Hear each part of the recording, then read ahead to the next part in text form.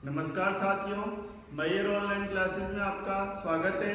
दोस्तों, अभी तक अपन ने फिनॉल के जो नामकरण है वो अपन ने पढ़ लिया था। इस पार्ट में अपन फिनॉल निर्माण की विधियों का अध्ययन करेंगे। फिनॉल निर्माण अपने लिए बहुत ही इम्पोर्टेंट है। अपन दो प्रकार के मेथड पढ़ते हैं इसमें, एक पढ़ते हैं प्रयोगशाला विधि और दूसरा पढ़ते हैं औद्योगिक स्तर पर इसका निर्माण किस तरह से किया जाता है।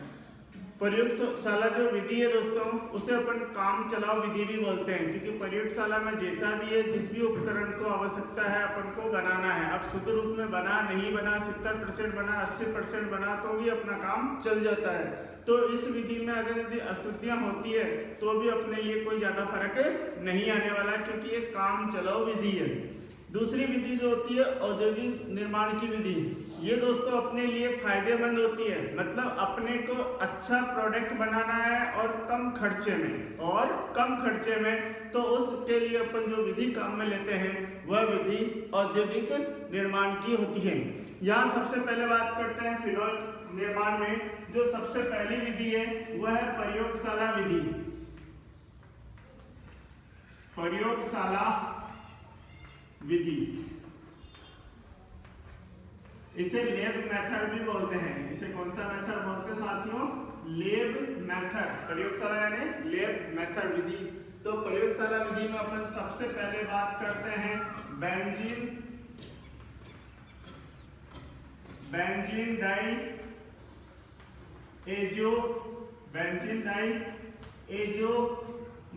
एजो लवण से, बेंजीन डाई एजो लवण से।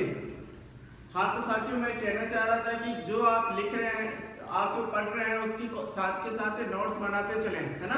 तो बेंजीन डाई एजो लवण से किस प्रकार से करते हैं, तो सबसे पहले बात करते हैं बेंजीन डाई एजोनियम लवण। ये आपका बेंजीन है, इसके ऊपर अगर यदि N2X ग्रुप लगा दिया जाए तो इसी को बोलते हैं बेंजीन डाई एजोनियम लवण। बेंजीन डाई एजोनियम लवण, इसको जल में मिला करके यानी पानी मिला करके क्या करना है? उबालना है। पानी मिला करके क्या कर लेते हैं? उबाल लेते हैं। और जब पानी मिला करके उबाल लेते हैं तो देखो यहाँ से तो N2 बाहर निकल जाएगा, पहले स्टेप में N2 बाहर निकल जाएगा। ये जो X है, जल को मैं कैसे लिख सकता हूँ? HOH के टर्म्स में भी लिख सकता हूँ। तो यहाँ से X और ये H दोनों बाहर निकल के क्या बना लेगा? HX। बचेगा क्या? तो बचेगा जल का OH वाला हिस्सा। जल का क्या बचेगा? OH वाला हिस्सा। और बेंजीन वाले है, तो इस बेंजीन वाले के ऊपर आपको क्या लगाना है? OH लगाना है। इसी को क्या बोलूंगा मैं? फिनॉल बोलूंगा। इसी को क्या बोलूंगा दोस्तों? फिनॉल बोलते हैं। अब बात करते हैं यहाँ X क्या क्या हो सकता है। तो देखिए दोस्तों, X का मतलब होगा क्लोरीन, तो इसका नाम होगा बेंजीन डाई एजोनियम क्लोराइड। अगर यदि X के स्थान पर मैंने Br लिख दिया तो बेंजीन डाई एजोनियम ब्रोमाइड। अगर X के स्थान पर NO3- रख दिया, इसी तरह से X के स्थान पर SO4- रख सकते हैं। तो यहाँ X का मान इनमें से कोई सा भी हो सकता है, लेकिन अपन ने जो NCERT का सिलेबस है उसमें तो आपका सारी चीजें दे रखी है, लेकिन RBSC बोर्ड में X की वैल्यू ओनली फॉर Cl है। X की वैल्यू ओनली फॉर क्या है? Cl है। तो आपको ये सारी चीजें याद रखनी चाहिए। ये जो निर्माण है, जो बेंजीन डाई एजोनियम क्लोराइड है, इसका निर्माण किस तरह से करते हैं? तो देखिए, benzene diazonium chloride, benzene diazonium chloride का निर्माण किस तरह से करते हैं? क्लोराइड का निर्माण, तो देखिए जो इस निर्माण की विधि है, तो सबसे पहले मैं लेता हूं एनिलीन। बेंजीन वाले पर अगर NH2 समूह जुड़ा हुआ है तो इसे एनिलीन बोलते हैं, और इसकी क्रिया NaNO2 से करवाते हैं इन प्रेजेंस ऑफ HCl की उपस्थिति में। जब इसकी NaNO2 या KNO2 की रिएक्शन करवाते हैं तो अपने को मिल जाता है क्या? Benzene diazonium chloride. Benzene diazonium chloride. यहाँ अगर यदि HBr ले लूं तो यहाँ पे Br आ जाएगा, यहाँ HNO3 ले लूं तो यहाँ पे क्या आ जाएगा NO3, और यहाँ H2SO4 ले लूं तो क्या आ जाएगा, बोलो फटाफट से, SO4। आगे बात समझ में। तो ये रिएक्शन है। यहाँ तो टेम्परेचर बहुत ही इंपॉर्टेंट है, यहाँ टेम्परेचर बहुत ही इंपॉर्टेंट है। टेम्परेचर 0 डिग्री से 5 डिग्री सेल्सियस के बीच होना चाहिए। टेम्परेचर 0 डिग्री से 5 डिग्री सेल्सियस के बीच ही होना चाहिए। अगर टेम्परेचर किन्हीं कारणवश ज्यादा हो जाता है तो वो सीधा फिनॉल में आ जाएगा। टेम्परेचर अगर यदि 0 से 5 के बीच में है तब तो बेंजीन डाइएजोनियम क्लोराइड बनेगा, और उससे ज्यादा टेम्परेचर है तो आपका डायरेक्टली वहां क्या आ जाएगा, फिनॉल आ जाएगा। और एक बात, अगर यदि मैं यहाँ पे बेंजीन वाले के स्थान पे एल्किल समूह जोड़ दूं तो उससे आपको अल्कोहल मिलेगा। उससे आपको क्या मिलेगा साथियों, अल्कोहल मिलेगा। ये थी अपने बेंजीन डाइएजो लवण या बेंजीन डाइएजोनियम लवण से। नोट डाउन कर लें। हाँ, नेक्स्ट अपन बात करते हैं जो अगली विधि है। ये पहली विधि थी बेंजीन डाइएजोनियम लवण से। दूसरे नंबर पे बात करते हैं क्लोरोबेंजीन से। दूसरे नंबर पे बात करते हैं क्लोरोबेंजीन से। क्लोरोबेंजीन से ये आपका बेंजीन वाला है, और बेंजीन वाले के ऊपर क्या जोड़ दिया, क्लोरीन। इसकी अभिक्रिया करवा दो NaOH से। NaOH से क्या बाहर निकल जाएगा, यहाँ से Cl और यहाँ से Na, तो Na और NaCl बाहर बचेगा क्या, बेंजीन वाले पे OH जाएगा। बस इसको हीट कर दो 623 केल्विन टेम्परेचर पे। जब आप इसको गर्म कर दोगे और प्रेशर रहेगा 300 atm, वायुमंडलीय दाब 300 वायुमंडलीय दाब प्रेशर पे 623 केल्विन पे जब अपन क्लोरोबेंजीन को NaOH के साथ गर्म करते हैं, क्या बोल रहा हूँ, क्लोरोबेंजीन को NaOH के साथ 623 केल्विन टेम्परेचर और 300 वायुमंडलीय दाब पर गर्म करेंगे तो अपने को मिल जाएगा क्या, फिनॉल मिल जाएगा। तो अपने को मिल जाएगा फिनॉल, और यहाँ से NaCl क्या हो जाएगा दोस्तों, बाहर हो जाएगा। तीसरे नंबर पे जो अभिक्रिया है उनके बारे में मैं बात करना चाह रहा हूं। जो तीसरे नंबर पे अभिक्रिया है वो है सैलिसिलिक अम्ल से। सैलिसिलिक अम्ल से देखिए, सैलिसिलिक अम्ल क्या होता है, तो जब फिनॉल है, ये आपका फिनॉल है, इसी के ऊपर अगर यदि COOH समूह जोड़ दिया जाए तो इसे बोलते हैं सैलिसिलिक अम्ल। लेकिन सैलिसिलिक अम्ल में एक कंडीशन है कि जब OH समूह और COOH समूह दोनों पास पास के कार्बन पर हो तो ही उसे सैलिसिलिक अम्ल बोलते हैं, और इसका IUPAC नाम होता है 2-हाइड्रोक्सी बेंजोइक अम्ल। बेंजोइक अम्ल 2-हाइड्रोक्सी बेंजोइक अम्ल। इसको कुछ नहीं करना है, सोडा लाइम के साथ गर्म कर दो। सोडा लाइम के साथ क्या कर दो, गर्म कर दो। सोडा लाइम का फॉर्मूला क्या होता है, तो सोडा लाइम का फॉर्मूला होता है कैल्शियम ऑक्साइड प्लस NaOH का मिश्रण। कैल्शियम ऑक्साइड प्लस NaOH का मिश्रण को बोलते हैं सोडा लाइम, और इसके साथ क्या करना है, आपको गर्म करना है। जब आप इसके साथ गर्म करते हैं तो यहाँ से जो CO2 समूह है, ये CO2 समूह यहाँ से बाहर निकल जाता है। यहाँ से CO2 समूह बाहर निकल जाता है और मिल जाएगा आपको क्या, सोडियम फिनॉक्साइड, और मिल जाएगा आपको सोडियम फिनॉक्साइड। इसको बोलते हैं sodium phenoxide. Sodium phenoxide plus आपको क्या मिल जाएगा, CO2 प्लस आपको ये वाला जो COO समूह है ये आपको CO2 के रूप में बाहर निकल जाएगा। अब जो ये सोडियम फिनॉक्साइड आया है, ये जो सोडियम फिनॉक्साइड आया है, इस सोडियम फिनॉक्साइड का अम्लीय जल अपघटन करते हैं। पहले स्टेप में क्या किया, पहले स्टेप में आपको सोडा लाइम के साथ गर्म करना है, और दूसरे स्टेप में क्या करना है, सोडियम फिनॉक्साइड का अम्लीय जल अपघटन करना है, अम्लीय जल अपघटन करना है।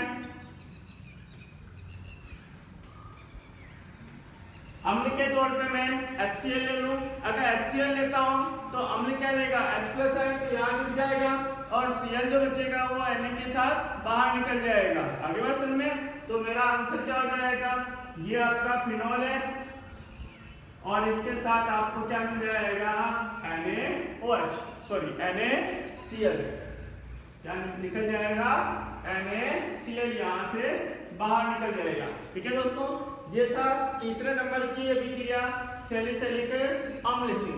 अब बात करते हैं चौथे नंबर पे किस तरह से इसको बनाते हैं।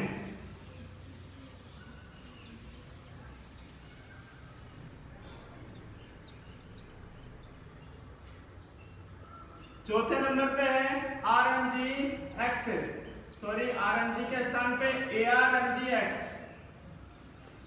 इसको बोलते हैं एरिल मैग्नीशियम हैलाइड। क्या बोलेंगे, एरिल मैग्नीशियम हैलाइड,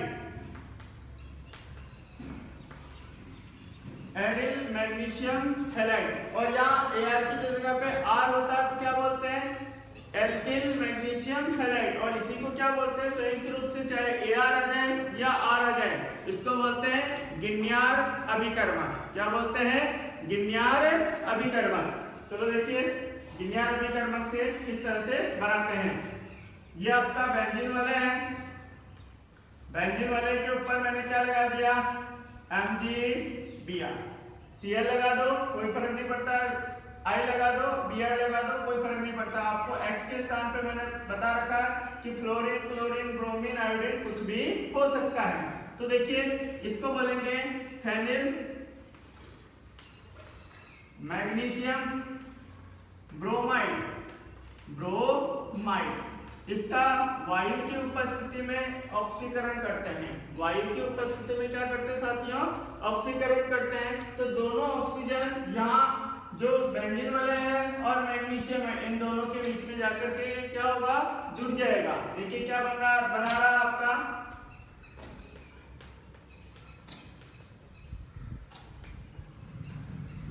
दोनों में ऑक्सीजन क्या हुआ, इसके बीच में आकर के जुड़ जाएगा। इसके बाद आपको क्या करना है, एक और लेना है, एक और बेंजीन वाले के साथ वही चीज लेनी है। जब दो ले लोगे दूसरा तो आपको क्या मिल जाएगा, दोनों यही इसी से अटैच होगा और बना लेगा 2 mole of magnesium oxy magnesium bromide. ठीक है, क्या होगा, एक ऑक्सीजन इसके बीच में आ जाएगा और एक ऑक्सीजन इसी के साथ रहेगा, क्योंकि ये क्या है, पेरोक्साइड वाली टर्म्स है। क्या क्या मैंने इसको यहाँ से ब्रेक डाउन कर दिया, इसको यहाँ से ब्रेक डाउन कर दिया। तो देखिए बेंजीन वाले के ऊपर ऑक्सीजन है और यहाँ MgBr जुड़ जाएगा, ये वाली कंडीशन आ गई। दूसरा बेंजीन वाला है, खाली बेंजीन वाले हैं, इसके ऊपर OMgBr आ जाएगा और ये वाली कंडीशन आ जाएगी। पेरोक्साइड हमेशा बीच से टूटता है, वो कमजोर बंद होता है, हमेशा याद रखें। फिर इसका क्या करना है, जब भी फिनॉल के ऊपर कोई समूह जुड़ रहा है तो अंतिम स्टेज पे आपको यह हमेशा याद रखो कि अम्लीय जल अपघटन करवा दें। जब आप अम्लीय जल अपघटन करवाते हैं तो आपको क्या लेना है, H+ आयन और HOH। हाइड्रोजन कहाँ जुड़ेगा, ऑक्सीजन के पास, OH कहाँ जुड़ेगा, मैग्नीशियम के पास, OH कहाँ जुड़ेगा, मैग्नीशियम के पास। तो आपका बन जाएगा क्या, एक साइड से तो बन जाएगा फिनॉल और दूसरे साइड से बन जाएगा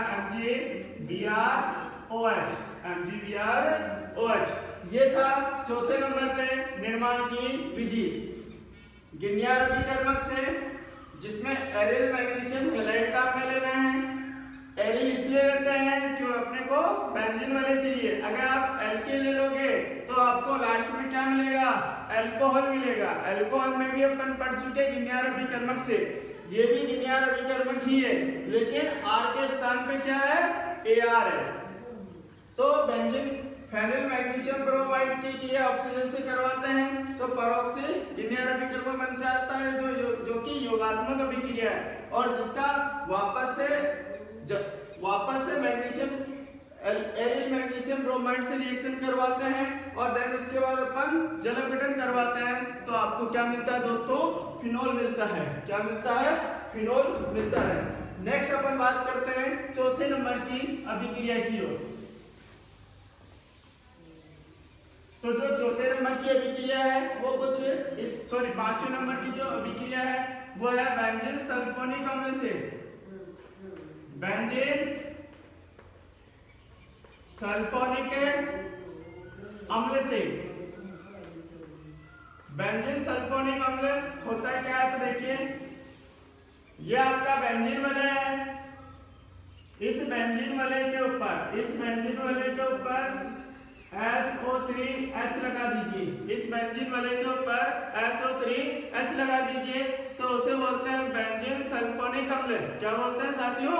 बेंजीन सल्फोनिक अम्ल। इस बेंजीन सल्फोनिक अम्ल की क्रिया NaOH से करवा देते हैं। अब देखिए ये है अम्ल और ये क्या है? क्षार। अम्ल क्षार आपस में क्रिया करके क्या बनाएंगे? लवण बनाएंगे।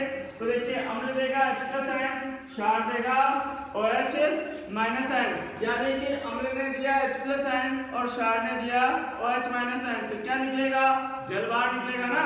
तो देखिए यहाँ से मैं क्या कर रहा हूँ? H2O को बाहर निकाल रहा हूँ, -H2O कर रहा हूँ और सोडियम क्या होगा? हाइड्रोजन के स्थान पे जुड़ जाएगा। तो ये आपका बेंजीन वलय है और इस बेंजीन वलय के ऊपर मैंने क्या जोड़ दिया? SO3Na। इसे बोलते हैं sodium benzene sulphonate. Sodium benzene sulphonate और इसको तो नाम बता रखा अभी क्या है? बेंजीन सल्फोनिक अम्ल। ये जो सोडियम बेंजीन सल्फोनेट बना है ये वापस से NaOH से क्रिया करेगा। तो देखिए क्या बना रहा है? ये अपन ने ले लिया SO3Na, इसकी अभिक्रिया वापस से NaOH से क्रिया करवा दी। तो यहाँ से Na और यहाँ से SO3Na बाहर निकलेगा। लेकिन मैं यहाँ 2 मोल ले रहा हूँ NaOH। कितने मोल ले रहा हूँ NaOH?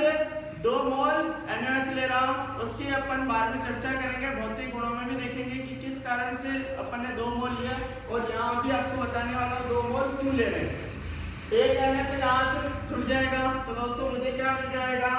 मुझे मिल जाएगा कुछ इस तरह से कंडीशन आ जाएगी कि नहीं आएगी? प्लस मिल जाएगा Na2SO3। ये मिलेगा कि नहीं मिलेगा? अभी जब अपन भौतिक गुण पढ़ेंगे तो आपको मैं बताऊंगा कि फिनोल अम्लीय होता है। फिनोल क्या होता है? अम्लीय। और यहाँ क्या ले रहे हैं? क्षार। क्या ले रहे हैं? क्षार। तो क्षार ले रहे हैं तो क्या अम्ल क्षार एक दूसरे में रहेंगे? नहीं रह सकते ना। इसलिए ये फटाफट से लवण बना लेंगे और बना लेंगे क्या? Na। और क्या जाएगा? Na और बाहर निकल जाएगा साथ के साथ ही H2O। बाहर निकल जाएगा साथ के साथ ही H2O। आपको ऐसा लग रहा है कि सर यहाँ से SO3Na निकाल दीजिए और ये Na है तो दोनों मिलकर के Na2SO3 बन जाएगा और जो OH है वो सीधा यहाँ जोड़ दें। बिल्कुल जोड़ सकते हैं, लेकिन अपने को पता है कि जो फिनोल है वह अम्लीय प्रकृति का होता है और NaOH क्या है? प्रबल क्षार है। तो ये अम्ल क्षार आपस में क्रिया करके वापस से क्या करेंगे? उदासीनीकरण अभिक्रिया देंगे और क्या बनाएंगे? लवण व जल बनाएंगे। तो यहाँ मैं इस स्टेप में लवण और जल बना करके लिख रहा हूं। तीसरे स्टेप में क्या करेंगे? जो आपका सोडियम फिनोक्साइड बना है इसका फाइनली आपको क्या करना है? अम्लीय जल अपघटन करना है। फाइनली क्या करना है? अम्लीय जल अपघटन करना है। तो आपको मिल जाएगा क्या? यहां से तो मिल जाएगा फिनोल प्लस मिल जाएगा Na। अब अगर यदि आप अम्लीय जल अपघटन में HCl लेते हैं तो यहाँ से मिल जाएगा क्या? Cl। अगर HBr लेते हैं तो मिल जाएगा NaBr। अगर यदि HNO3 लेते हैं तो NaNO3 मिल जाएगा, क्योंकि अपन अम्लीय जल अपघटन करवा रहे हैं। ये थी साथियों प्रयोगशाला विधि, फिनोल निर्माण की प्रयोगशाला विधि है। अब अपन बात करते हैं फिनोल निर्माण की औद्योगिक विधियां कौन कौन सी है। तो बी पार्ट आ जाएगा फिनोल निर्माण की औद्योगिक विधि। औद्योगिक विधि, औद्योगिक विधियां कौन कौन सी है। तो इसमें सबसे पहले बात कर रहा हूं क्यूमीन से। क्यूमीन से देखिए क्यूमीन से किस तरह से बनाते हैं फिनोल।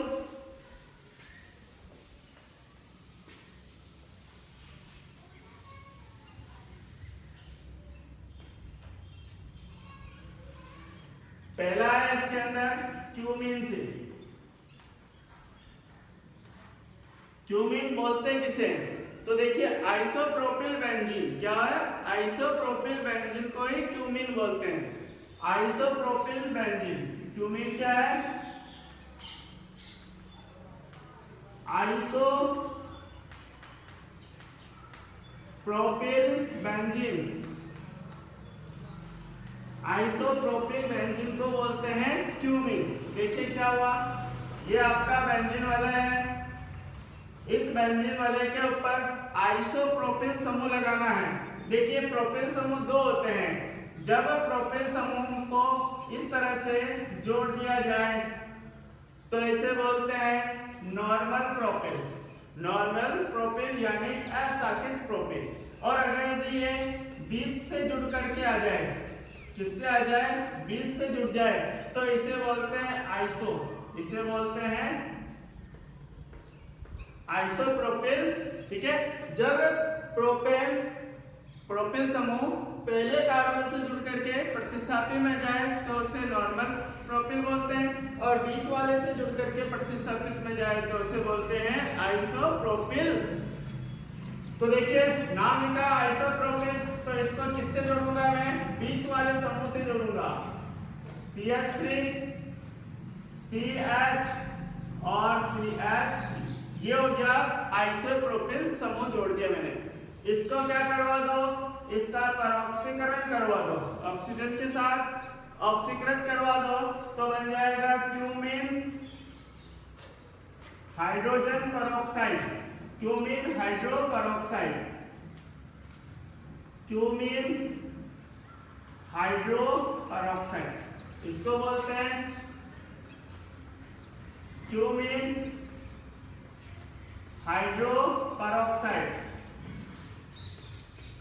ये जो क्यूमीन हाइड्रो पेरोक्साइड है, क्या किया अपन ने, क्यूमीन लिया, क्यूमीन क्या ऑक्सीकरण करवाया, ऑक्सीकरण के बाद आपको क्या मिला, cumene hydro peroxide. Cumene hydro peroxide, इसका अम्लीय जलावृतन करवा दो, इसका क्या करवा दो, अम्लीय जलावृतन करवा दो।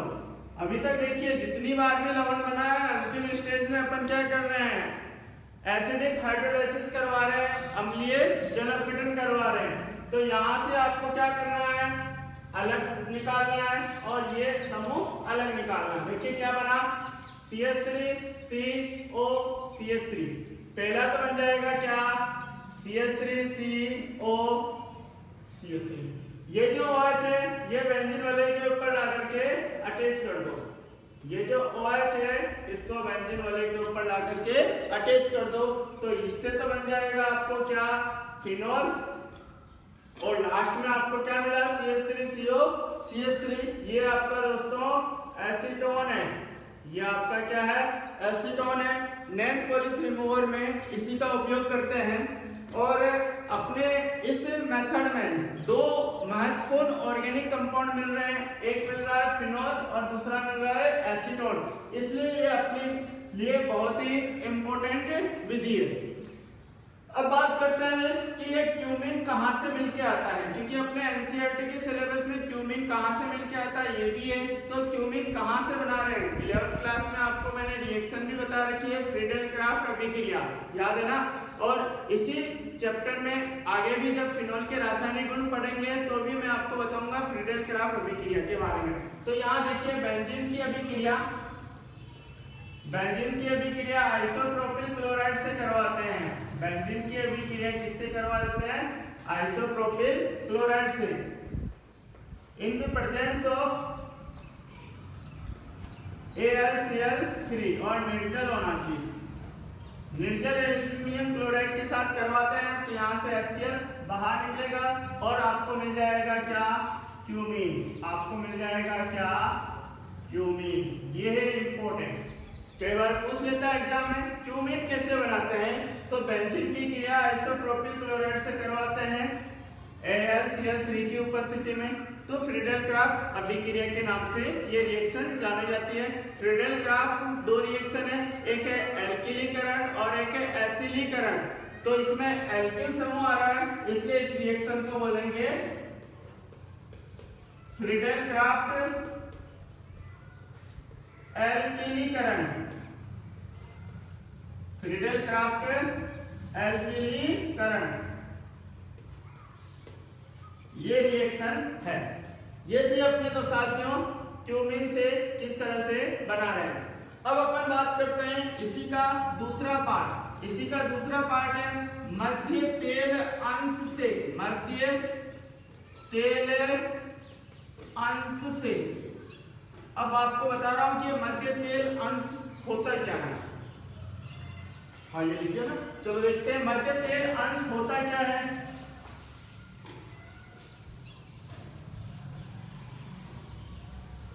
तो देखिए साथियों, मध्य तेल अंश, जैसे कि अपन पेट्रोलियम प्रोडक्ट निकालते हैं तो सबसे पहले अपने पास जो गैसें होती है, नेचुरल गैसें, वो बाहर आ जाती है। देन उसके बाद अपने पास गैसोलीन, पेट्रोल, डीजल वगैरह सब कुछ निकाल लेते हैं। उसके बाद जो अपशिष्ट बचता तारकोल के रूप में, उसे बोलते हैं मध्य तेल अंश। उसके अंदर क्या क्या होता है, उसके अंदर नेफ्थलीन होता है, टोलुइन होता है, बेंजीन होता है, फिनोल होता है, बहुत सारे प्रोडक्ट होते हैं, एरोमेटिक प्रोडक्ट होते हैं।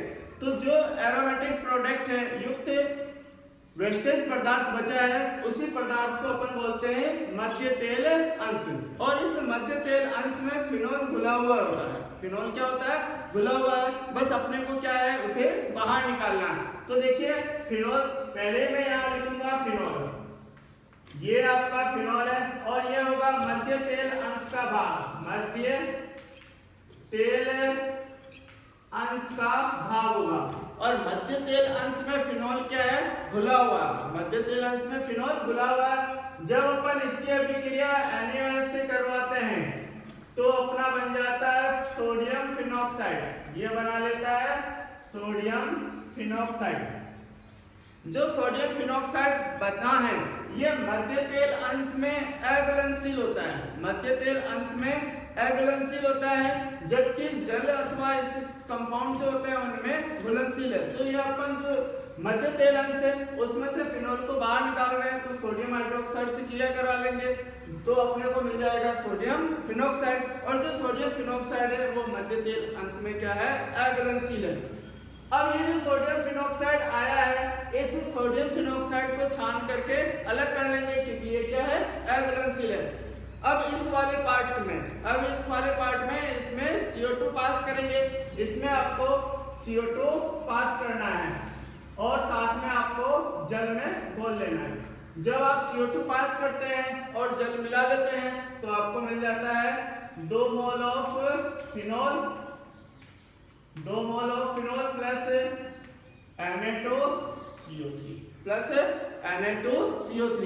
ये वाला विधि भी अपने लिए बहुत ही इंपॉर्टेंट है। जहां मध्य तेल अंश अपन वेस्टेज के रूप में बाहर फेंकने वाले थे, रोड वगैरह बनाने में जो डामर वगैरह काम आती है, वो इसी का सबसे लास्ट वाला जो वेस्टेज बचता है वो यही होता है। तो वहां से अपन को क्या मिल रहा है, एक तो मिल रहा है फिनोल और एक मिल रहा है सोडियम कार्बोनेट। सोडियम कार्बोनेट भी अपने लिए बहुत ही इंपॉर्टेंट है, धावन सोडा के रूप में काम में लिया जाता है। इसके बाद में जो औद्योगिक निर्माण की विधि है वो तीसरे नंबर की विधि है बेंजीन सी। बेंजीन सी, देखिए बेंजीन सी किस तरह से बना रहे हैं। तीसरे नंबर की विधि रहेगी बेंजीन सी। बेंजीन सी कैसे बना रहे हैं, तो सबसे पहले बेंजीन लिख देते हैं और बेंजीन का क्या करना है, ऑक्सीकरण करना है। बेंजीन के ऑक्सीकरण से बहुत ही आधुनिक विधि है, हाई टेक्नोलॉजी काम में ली जाती है। कुछ नहीं करना, बेंजीन की क्रिया ऑक्सीजन से करवानी है। आधे मोल ऑफ ऑक्सीजन से। ऑक्सीकारक पदार्थ जो लेते हैं वो लेते हैं वैनेडियम पेंटा ऑक्साइड, वैनेडियम पेंटा ऑक्साइड, और जो टेम्परेचर लेते हैं वो 583 डिग्री सेल्सियस 583 केल्विन टेम्परेचर लेते हैं। तो ये रिएक्शन हो जाएगी, ऑक्सीजन क्या होगा बेंजीन वाले और हाइड्रोजन के बीच में जाकर के जुड़ जाएगा। और एक सिंपल सी मेथड है, एक स्टेप की रिएक्शन है, आपको याद भी नहीं रखना ज्यादा, सिंपल, फाइनली आपको क्या मिल जाएगा, फिनोल मिल जाएगा। बहुत ही इजी रिएक्शन है। नेक्स्ट अपन बात कर रहे हैं चौथे नंबर पे अभिक्रिया। चौथे नंबर पे अभिक्रिया है रासिंग प्रक्रम। रासिंग प्रक्रम, देखिए रासिंग प्रक्रम क्या होता है।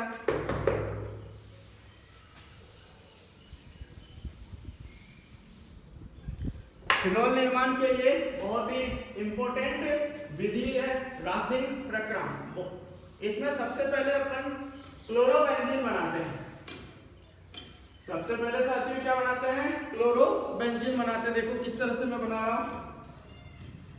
रासिंग प्रक्रम में 2 स्टेप है। पहला स्टेप है क्लोरोबेंजीन का निर्माण। पहला स्टेप है स्टेप फर्स्ट, क्या बनाएंगे, क्लोरोबेंजीन, क्लोरोबेंजीन का निर्माण।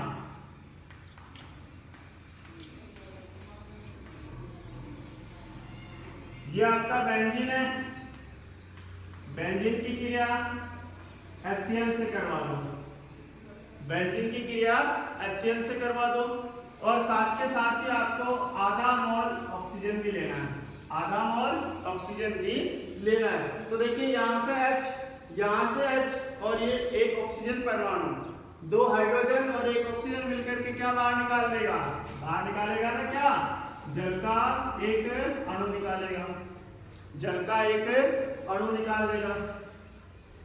तो आपको क्या मिल जाएगा, यहां से आपको मिल जाएगा क्या दोस्तों, chlorobenzene plus H2, chlorobenzene plus H2। अब कंडीशन क्या क्या लेनी है इसके लिए, तो कंडीशन लेनी है, पहली कंडीशन है कि टेम्परेचर होना चाहिए 523 केल्विन। टेम्परेचर कितना होना चाहिए, 523 केल्विन। इसके बाद दूसरी कंडीशन क्या है, दूसरी कंडीशन है जो आपका उत्प्रेरक है वो लेते हैं, या तो लेते हैं CuCl2 या लेते हैं FeCl3। कोई भी लुईस लवण ले लेते हैं, लुईस अम्ल की तरह व्यवहार करने वाले लवण ले लेते हैं, CuCl2 ले लो या FeCl3 ले लो, तो ये रिएक्शन हो जाएगी। ये थी पहली स्टेप में रिएक्शन दोस्तों, क्लोरोबेंजीन का निर्माण।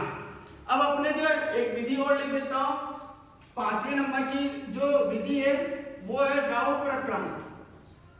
डाउ प्रक्रम, दोनों ही प्रक्रम बहुत ही इंपॉर्टेंट है और दोनों ही मैं ट्रिक से बताने वाला हूं कि रासिंग प्रक्रम और डाउ प्रक्रम में करते क्या है।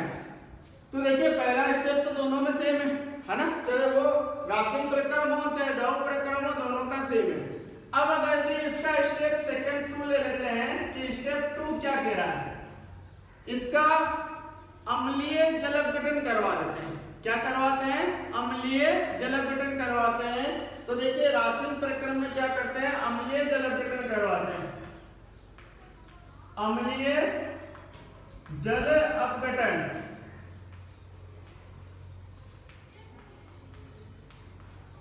अम्लीय जल अपघटन करा देते हैं तो आपको मिल जाएगा क्या, फिनोल। क्या मिल जाएगा साथियों, फिनोल। देखिए क्या मिल रहा है, ये आपका क्लोरोबेंजीन बना था अभी, इसकी अभिक्रिया क्या करवा दो, जल से करवा दो, ठीक है। अब जल से जब करवा रहे हैं तो यहाँ जो उत्प्रेरक पदार्थ लेंगे, यहाँ अम्लीय जल अपघटन का मतलब ये नहीं कि आप HCl डाल दो, नहीं, यहाँ जो अम्लीय जल अपघटन है वह ऐसे पदार्थ लेना है जिनकी प्रकृति अम्लीय है किंतु वह लवण है। यहाँ लेंगे अपन SiO2, यहाँ लेंगे अपन SiO2, सिलिका के साथ इसको गर्म करेंगे। सिलिका की प्रकृति अम्लीय होती है, तो यहाँ से देखो जल में है तो जल को मैं कैसे लिख सकता हूँ साथियों, तो ऐसे लिख सकता हूँ ना HOH से, तो यहाँ से HCl बाहर और OH क्या होगा, बेंजीन वाले पे अटैच हो जाएगा। तो ये आपको मिल जाएगा क्या, फिनोल। ये आपको मिल जाएगा फिनोल प्लस HCl। अगर यदि आप अम्लीय जल अपघटन करवाते हैं तो वो बनता है क्या, रासिंग प्रक्रम। क्या बनता है, रासिंग प्रक्रम। R से रासिंग प्रक्रम और A से एसिडिफिकेशन हाइड्रोलाइसिस करवाते हैं, अम्लीय जल अपघटन करवाते हैं। इसका जो अगला विधि है वो है डाउ प्रक्रम। डाउ प्रक्रम, डाउ प्रक्रम में क्या करते हैं, तो जो क्लोरोबेंजीन है क्या बना है, क्लोरोबेंजीन। अभी अपन ने क्लोरोबेंजीन बनाया था ना, तो जो क्लोरोबेंजीन बना है उस क्लोरोबेंजीन का क्षारीय जल अपघटन करवाते हैं, और कुछ नहीं है। पहले वाले में अम्लीय जल अपघटन और दूसरे वाले में क्षारीय जल अपघटन। क्लोरोबेंजीन का क्षारीय जल अपघटन करवाते हैं।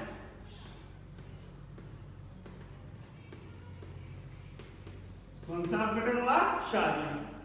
अभी मैं टेम्परेचर भी याद कराऊंगा, किस तरह से इसका टेम्परेचर आपको लेना है। तो देखिए क्लोरोबेंजीन है, क्लोरोबेंजीन की क्रिया एक तो आप NaOH से करवा दीजिए, दूसरा आप NaOH के अलावा आप करवा सकते हैं Na2CO3 से करवा दीजिए, किसी से भी करवा सकते हैं, दोनों से करवा सकते हैं। टेम्परेचर वगैरह सारी आपको लिखना है। अभी मैंने जो क्लोरोबेंजीन से बनाया था दोस्तों, वो पहली वाली यही विधि थी डाउ प्रक्रम के लिए। तो यहाँ जो है टेम्परेचर लेते हैं, वो लेते हैं 623 केल्विन। 623 केल्विन। देखो क्या किया, सबसे पहले रासिंग प्रक्रम में मैंने टेम्परेचर लिया 523 केल्विन। आगे बात में इसका दूसरा स्टेप है, ये स्टेप 2 है, तो 2 स्टेप लेते हैं, 200 डिग्री सेल्सियस बढ़ाना है। 2 स्टेप में क्या है, 200 डिग्री सेल्सियस बढ़ाना है। तो 500 से डायरेक्ट क्या हो जाएगा, 723 केल्विन। 500 से ज्यादा डायरेक्ट क्या हो जाएगा, दूसरा स्टेप है ना, क्योंकि 2 स्टेप में हो रही है, तो 200 डिग्री सेल्सियस बढ़ा दो। आगे बात समझ में। अब अगला कौन सा है, डाउ प्रक्रम, यानी अपने को डाउट है कि टेम्परेचर कितना रखना है, तो कुछ नहीं करना है, 500 और 700 इन दोनों का एवरेज ले लो। इन दोनों का एवरेज कितना होता है, 623। तो ये हो गया 623 केल्विन। ठीक है, यहाँ जो दाब होगा वो दाब होता है 300 atm, यानी 300 वायुमंडलीय दाब। दोनों में 300 वायुमंडलीय दाब ही लेना है, 300 atm। NaOH का जो जलीय विलयन होता है दोस्तों, उसी को सोडियम कार्बोनेट भी बोलते हैं, यानी सोडियम कार्बोनेट का जलीय विलयन ही NaOH है और NaOH का जलीय विलयन ही सोडियम कार्बोनेट है। क्योंकि जो सोडियम कार्बोनेट है वायुमंडलीय कार्बन डाइऑक्साइड को अवशोषित करता है और सोडियम कार्बोनेट में बदल जाता है। ठीक है, देखिए किस तरह से रिएक्शन होगा, यहाँ से Cl और यहाँ से Na बाहर निकल गया, तो NaCl बाहर निकला, बचा क्या, OH, इसके ऊपर लाकर अटैच कर दो, तो मिल जाएगा आपको OH plus NaCl। OH plus NaCl। इसके अंदर क्या करना है, तो इसके अंदर आपको जल अपघटन करना है। ये तो जल अपघटन करवा दिए, क्या किया, क्षारीय जल अपघटन करवाना है ना। तो देखिए NaOH का ही जो जलीय विलयन है वह क्या कहलाता है, Na2CO3। तो Na2CO3 में जल मिलाएंगे तभी तो NaOH बनेगा। तो यहाँ से देखिए क्या क्या बना, Cl और Na, Cl और Na।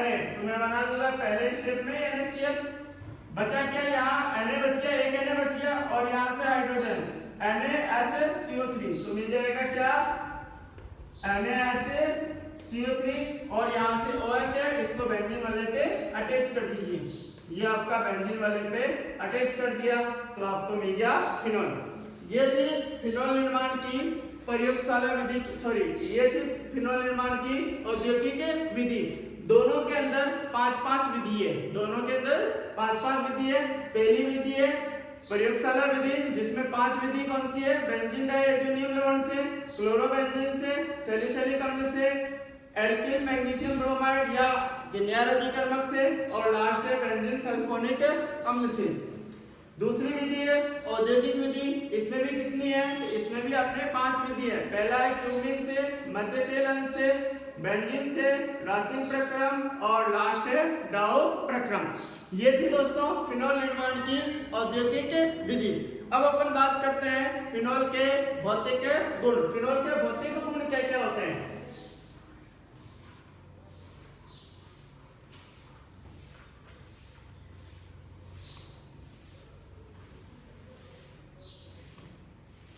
तो अगला है अपने पास फिनोल के भौतिक गुण।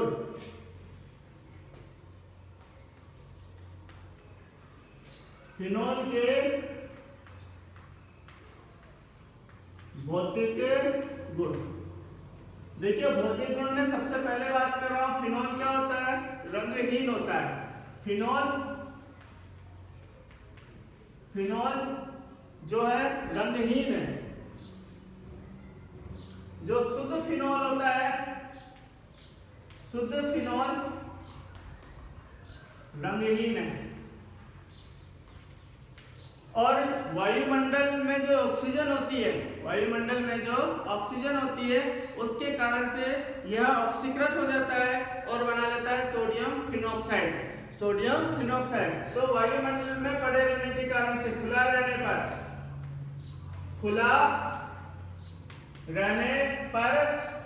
गुलाबी हो जाता है। खुला रहने पर गुलाबी हो जाता है। क्या बनता है? तो कारण है टेरा हाइड्रोक्विनोल। पैरा हाइड्रोक्विनोल बनने के कारण,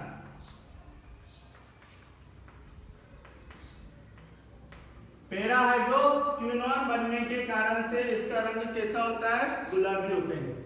दूसरा बात कर रहा हूं इसका जो भौतिक गुण है, इसका मेल्टिंग पॉइंट जो होता है वो होता है 41 डिग्री सेल्सियस। मेल्टिंग पॉइंट कितना होता है? 41 डिग्री सेल्सियस। और बॉइलिंग पॉइंट, बॉइलिंग यानी बड़ा होगा, तो देखिए 41 का एक इकाई का अंक लिख दो और 41 को डबल करके कितना हो जाएगा? 82। तो 182 डिग्री सेल्सियस इसका क्या हो जाएगा? बॉइलिंग पॉइंट हो जाएगा। अब देखो क्या लिखा, मेल्टिंग पॉइंट यानी इसका गलनांक 41 डिग्री सेल्सियस है। तो कमरे के ताप पर क्या होगा? ये कमरे के ताप पर ये ठोस होगा। तो RT पर, तीसरा पॉइंट लिख देता हूं, RT पर यानी रूम टेम्परेचर पर क्या होता है? रूम टेम्परेचर पर यह ठोस होता है। ठोस यानी बर्फ के समान, ठोस यानी बर्फ के समान क्रिस्टल होते हैं। चौथा है दोस्तों संक्षारक की तरह काम करता है। संक्षारक प्रकृति का होता है। संक्षारक प्रकृति का होता है मतलब त्वचा के संपर्क में आने के कारण से फफोले उत्पन्न करता है त्वचा पर। इसलिए अपने को इसका उपयोग करते समय बहुत ही सावधानी रखनी चाहिए, त्वचा के संपर्क में ना आए। पांचवा, जल में आंशिक विलय है। जल में क्या है? आंशिक विलय है। आंशिक विलय क्यों है? तो उसका कारण है हाइड्रोजन बंध। उसका कारण कौन सा है? हाइड्रोजन बंध के कारण से जल में आंशिक घुलनशील है। जबकि कार्बनिक विलायकों में,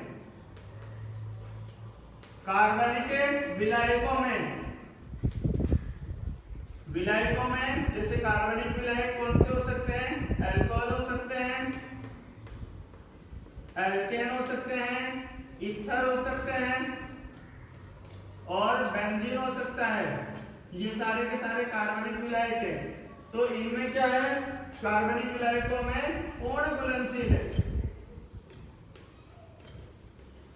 कार्बनिक विलायकों में क्या है साथियों? पूर्ण घुलनशील है।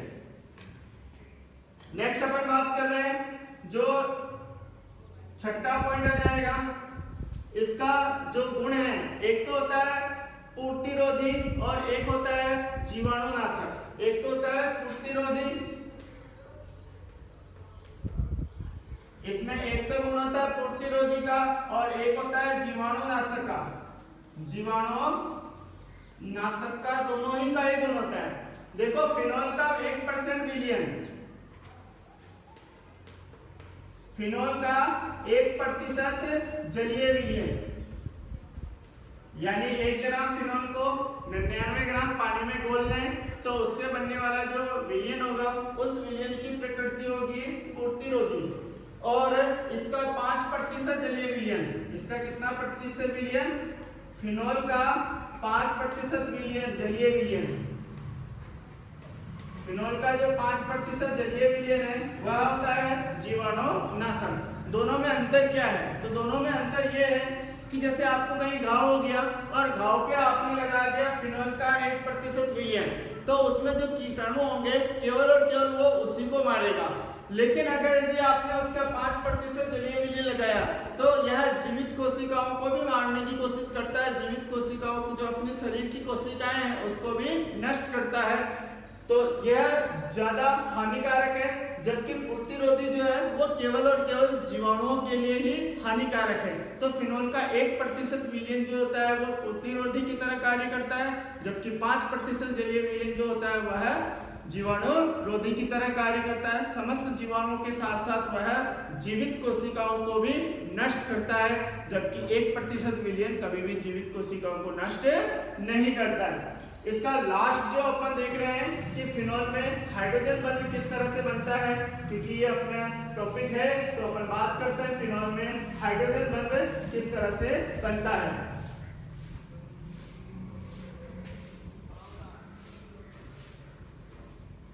देखिए फिनोल में हाइड्रोजन बंध किस तरह से होती है। फिनोल में हाइड्रोजन बंध, फिनोल में जल के साथ हाइड्रोजन बंध, फिनोल में H2O के साथ हाइड्रोजन बंध। जब फिनोल को जल में घोलते हैं तो इसमें हाइड्रोजन बंध किस तरह से बनता है। यह आपका फिनोल है,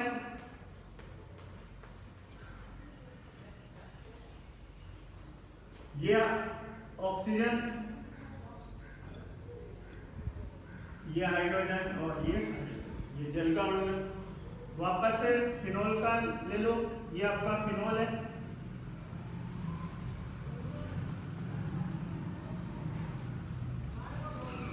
ये वापस से आपका क्या आ जाएगा, फिनोल है, जल है, ये आपका फिनोल है। बस एक बार आप इसकी 2-3 संरचना बना दें, अल्टरनेट फिनोल, जल, फिनोल, वापस क्या आ जाएगा, जल आ जाएगा, और लास्ट में वापस से क्या बना दो, तो वापस से फिनोल बना दो, और इनके बीच में क्या कर दो, डेल बेस का चिन्ह लगा दो। यह आपका फिनोल में हाइड्रोजन बॉन्डिंग है। जो डैश लाइन है, इस डैश लाइन को ही क्या बोलते हैं साथियों, H बंध बोलते हैं। कौन सा बंध बोलते हैं, H बंध बोलते हैं। तो आज अपन ने क्या क्या पढ़ा, आज अपन ने एक तो पढ़ा फिनोल के निर्माण की विधियां, जिसमें अपन ने मुख्य रूप से 2 विधि पढ़ी थी। एक पढ़ी थी प्रयोगशाला विधि, उसमें भी अपन ने 5 विधि पढ़ी थी, और दूसरा पढ़ा था औद्योगिक विधि, इसमें भी अपन ने 5 विधि पढ़ी है। दूसरा इसके बाद अपन ने पढ़ा था फिनोल के भौतिक गुण, फिनोल के भौतिक गुण में भी अपन ने सारी चीजें देखी थी। अब जो अपना पार्ट आने वाला है वो अगला पार्ट है कि फिनोल के जो रासायनिक गुण हैं वह कौन कौन से हैं। फिर अपन इसमें अम्लीय गुणों के बारे में विस्तार से व्याख्या करेंगे। इस पार्ट में बस इतना ही दोस्तों, धन्यवाद।